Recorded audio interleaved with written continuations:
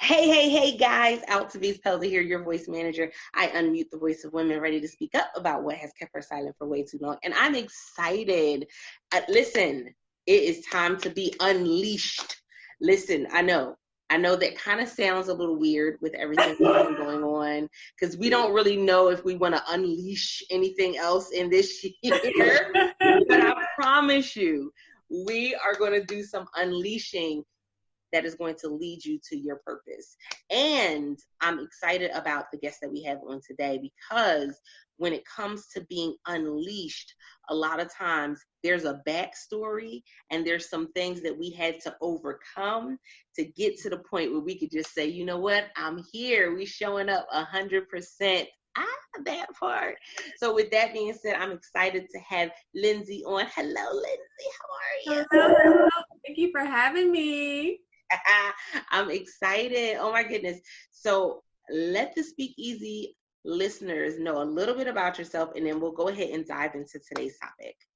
Okay, so my name is Lindsey Vertner, and I am a peak potential strategist and transformational speaker. I teach millennial moms how to master their mindset and balance their lives through self-care, self-worth, and self-discipline. But how I got there started from a traumatic experience when all hell was unleashed in my life, so to speak. So what happened was in May 2007, I am 1 minute just minding my own business, driving down the highway. Next thing I know, I am waking up in a complete dark room. I can't see anything. I can't talk. I can't move. Like, I have no clue where I'm at. The only thing I soon start to notice is the moonlight was shining through an unfamiliar window. And, so I started to panic, like, what else do you do in that moment? I couldn't talk, couldn't see, couldn't move. And eventually I exhausted myself out to the point where I passed out. And so then the next time when I woke up, I'm thinking to myself, like, man, that was a crazy nightmare, but it felt so real. Only to slowly realize that I still didn't know where I was. I still couldn't talk. I still couldn't see. I still couldn't move. But before I could panic that time, a woman walked over to me and starts asking me questions. And what had happened was an entire week earlier, on May 13th, 2007, the car I was driving flipped multiple times before landing off the opposite side of the highway upside down. So my head was pinned between the roof and ground and the weight of the car. I had to be cut out of the car and flown by helicopter to a trauma hospital. I was actually pronounced brain dead on the scene. They pronounced me brain dead again upon arrival, but God had other plans for my life, right? Because despite them pronouncing me brain dead multiple times, they proceeded to do emergency surgeries anyway. And after those, they didn't expect me to make it through the night. They didn't expect me to make it through the day. The next day, I was on life support and had a long list of injuries, but to sum it all up, I woke up to being told I was brain dead and paralyzed. Okay, so now I know this is going to touch the heart of so many different people, Speakeasy podcast listeners that are tuning into this episode, because we can relate in some way. So you're going to relate to her story either because you had something traumatic happen in your life, and it kind of threw you for a loop. You had something that happened that was not your fault. And you don't really always have somebody to blame. You don't really always have somebody that can apologize for it. And so it's like, where do you go from here? And then, reality check. How many of us have gotten to a point in our lives where we kind of really look around and say, how did I get here? And so that's why I am so adamant. I love listening to your story and hearing about what it is that you've overcome, because it can speak to so many different people, men, it can speak to women, it can speak to some of our teens, especially with everything that we've been going through right now with this year. It speaks directly to, don't get stuck where you are. Right, right. That is so, so true, because in that moment, as I was just listening to her spout out everything that had occurred and all the injuries that I had, like, the only thing that I could think about was like, thank God I'm alive, for one. And then after that, I had a choice. Was I either going to be a victim to my circumstance or be a victor over my obstacles? And I choose to rise above it, because I knew the life that I wanted to live. And so I was going to do everything in my power to be able to live that life, because we can't focus on the negatives and the positives at the same time. We have to choose one and then commit to that choice and take action towards that choice. And so I didn't want to be a victim. And the thing is, whenever you stay stuck in victim mode, you give up your power for change. And so that's why you have to take responsibility. You got to step outside of being a victim and claim what you want over your life, and then take those actions to achieve that. Because no matter what happened, no matter if I cried all day, every day, if I pouted and whined and I cursed everybody, it still wasn't going to change what had already happened, right? So I could only focus on writing the future that I wanted.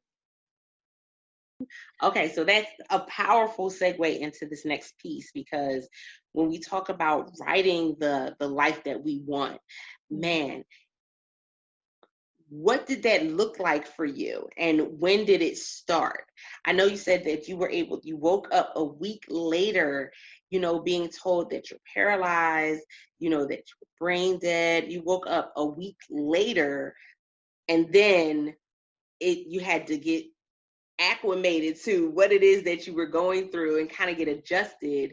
So when did that turn into, you know what, this is just this moment, I can do something greater from here? Yes. And it was immediately, but it also was a gradual process, because there are different levels, right? But the one thing that is important for everyone to know is that it starts in our mind. Mindset is everything. And the things that we think in our brain become our reality. So oftentimes, if we're thinking negatively, we often create negative situations for our life, or find ourselves in more trauma or, negativity all the time, or drama and all those things. So you have to speak life over yourself. You have to be mindful of the things that you are thinking, because eventually that's what you're going to attract into your life. So I had to make the choice to focus on the positives. And then I had to set the intention on what I wanted. And what I wanted was to walk again. Because I already knew, like, the doctor, he didn't know if my paralysis was permanent. He didn't make it sound like it was going to be good, but the fact that he said that he didn't know kept that light glimmering. But even if he said that it was permanent, I was going to have to find out for myself the hard way, because they also pronounced me brain dead multiple times, right? And we see that wasn't true. So sometimes society will tell us no, or other people will tell us no, but you have to remember what's true for you and what God has planned for your life. Because just because someone else said no, if your yes was already written, that's what you have to focus on. Ooh, I'm sitting here and I'm like, ooh. So one of the things you just stated, like, threw me, and I was like, you have to tap into the hope, no matter how small. Mm-hmm. No matter how small it is, you got to be able to tap into it and keep tapping into it. Yes. Like, don't allow anybody to deter you. Just keep tapping back into that glimmer of that sliver of hope. Yes. No matter how small. So I absolutely love that, because that is, when we hear about, somebody who's in the midst of a fight, and they're this is for a championship. Well, you gotta hold on to whatever hope you got in that moment, because you might be up against the ropes, Okay. And I know many people that feel like they are up against the ropes right now. You may be Yes. up against the ropes, but if you just tap into that hope, then you can fight your way off the ropes. Yes. And I love that you said you have to keep tapping into it, because you don't just wake up one day and say, all right, I'm going to be happy. I'm going to achieve my dreams. I'm going to be intentional.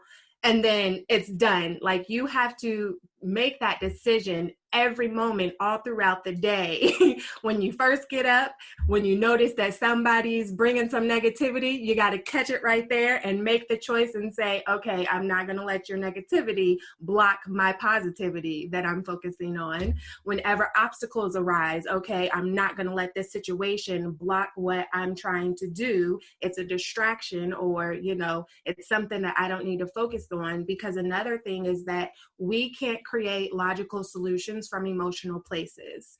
So it's important to acknowledge our emotions, give ourselves a moment to embrace our emotions, because those are important, but we can't stay there.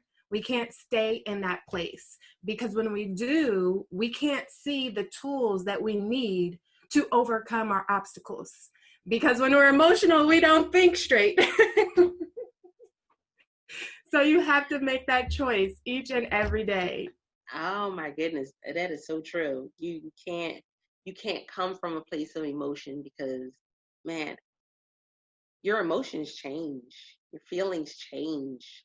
They change rapidly. Yes.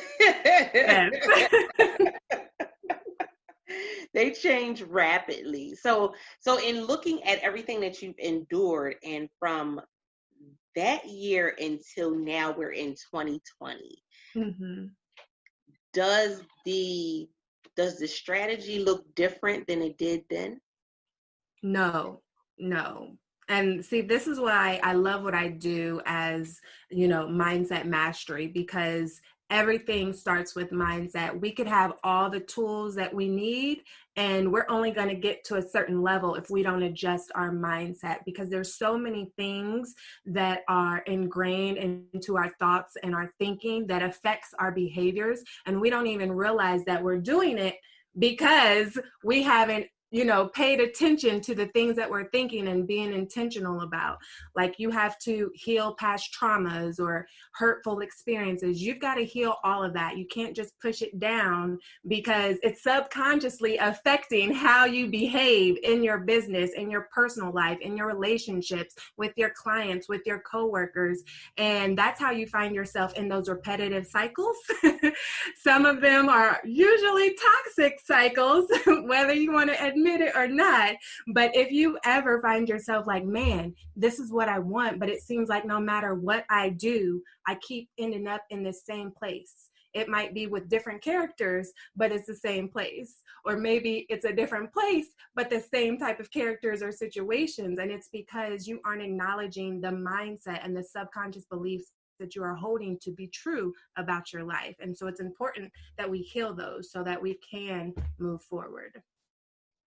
I know that when we come, throughout our day, we take on a lot. We take on a lot when we're meeting new people, when we're doing our job, we're dealing with family. And at the end of the day, how do we reset to be able to sleep peacefully in order for us to wake up and be able to start a brand new day, on the right foot? Because I know a lot of times everybody talks about the affirmations in the morning. Everybody talks about, what are you doing what's the first thing you do when you wake up? But I think sometimes we miss it because we forget we've gone through so much in the day before. We may not even get a good night's sleep to be able to wake up on fire in the morning. Yes, yes. And so this is why I love the first class life. And so this is actually an acronym that I created. And if you think of first class life, each letter stands for a different characteristic or skill that you want to try and, display in your life and really embody as much as you can. And the very first one is being faithful, being faithful in your spirituality, being faithful in who you are as a person, which means you consistently show up reliable for your clients, your family, your friends, anybody. So being faithful, that is very, very important, because then it takes away some of that worry. When you know that it's all going to work out in the end, it releases that worry. It releases that stress. It releases that overwhelm. Just like with COVID, whenever it all started, it was crazy. It still is crazy, right? But, I just have to remember, like, I can't pay attention to all the crazy and hoopla going on in society and in the news, because I know in the end that it's all going to work out. And so I was faithful on that. And so COVID didn't have me as overwhelmed. Was it stressful at times? Yes, but not as overwhelming. And I wasn't like out here pulling my hair out like a lot of people. I didn't fall into depression. I didn't, have anxiety attacks or anything like that, because I was faithful to how the outcome would be, which allowed me to focus on other things. So that's definitely step number one. And then, like you said, you have to set those intentions, because when you're intentional, it helps to guide your actions. Just like I was very intentional that I wanted to walk again. So whenever I had to get up and go to therapy, which was very, very painful, I was in therapy for 7 days a week from 8 a.m. to 5 p.m. While you were clocking in and clocking out, I was clocking in and clocking out to therapy all day. 7 days a week, Saturday and Sunday included, holidays included, for weeks at a time. And physical therapy and shock therapy were not fun. They did not feel good at all. Like, shock therapy is literally what you think it is. They hooked me up to machines and sent electrical volts through my body in an effort to like jumpstart my nerves, to try to get me to walk again. They didn't know if it would work, but I was willing to try it, and so whenever I had to think about the pain of those therapies, I also thought about the pain of me never walking again. And so knowing that I wanted to walk, it pushed me over that obstacle. It pushed me over that pain, and it allowed me to keep going despite the obstacle that I was faced with. Ooh, so, man, what is the greater pain that we're going to deal with? Speaking to podcast listeners, I hope y'all caught that. If not, go ahead, rewind. Go ahead. We'll wait. Go ahead and rewind that, because, right? I need you to really grab a hold of that. What is the greater pain here? Because a lot of times we do in our minds kind of juggle with, I really don't want to do it today. Mm-hmm. Every day is not going to be the day that you want to make $1 million. Every day is not going to be the day that you want to stand in front of 50 people or 500 people. But what is it that you're really trying to achieve? And what happens if you don't achieve it? Is that pain greater or less than the fact of you getting up there? And it's interesting because it falls in line with, people look at me and they go, you're not an introvert. There's no way. I see you live. They said, I hear you on the podcast. There's no way. And I go, no, I had to adjust and learn how to present myself on stage. I had to adjust and learn how to engage and network at events.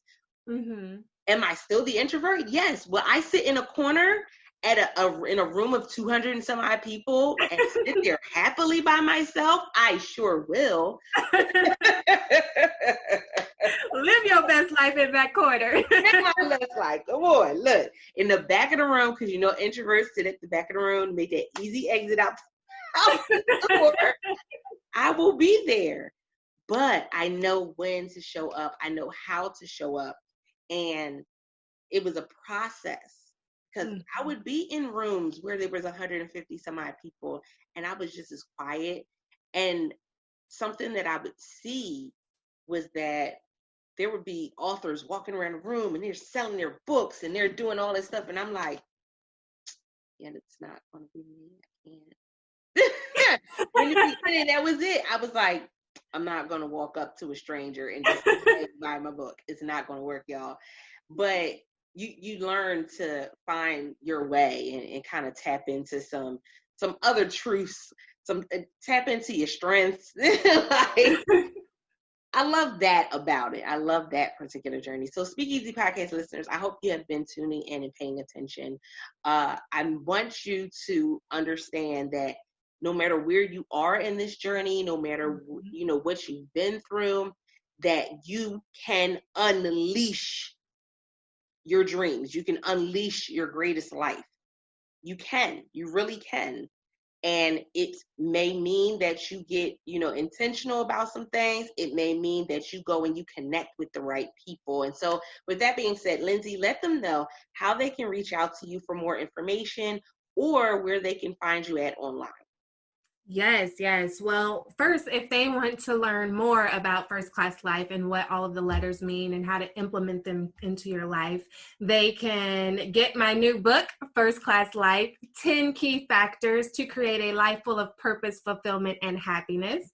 You could also choose to bundle it with the matching coloring book, okay? You got options. So you can get that at firstclasslifebook.com. And you can find me across all the social media platforms, Instagram, YouTube, LinkedIn, Facebook. As long as you search Lindsey Vertner, I will be the only one to pop up. That's also my website, lindseyvertner.com. And I actually have a free gift for everyone. Yes, yes, yes. So we've been talking about setting those intentions. And so I would like to share with you First Class Life goal setting template. And this is not like, the average, just go through the SMART acronym. Yes, that's important. But a lot of times we don't achieve our goals because we haven't set them up correctly on the best foundation. And so this is going to help you to effectively create your goal. And it's called the First Class Life Goal Setting Template. And you can find it, download it for free at www.bit.ly/first class goals with an S on the end. All right, so y'all better tap into that. I'm telling you, I don't want to hear no problems. Anybody saying that they weren't able to achieve and unleash their greatest life this year. We can still do it. The year is not up. No, we're not canceling 2020. We still have great things to do.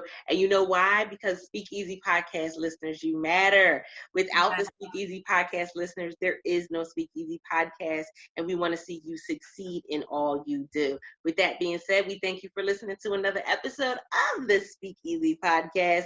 Make sure that you come. Let us know how this episode resonated with you over in the free community, bit.ly/World Voice Community. We would love to hear your perspective. And until next time, guys, don't forget to press it out. Yeah.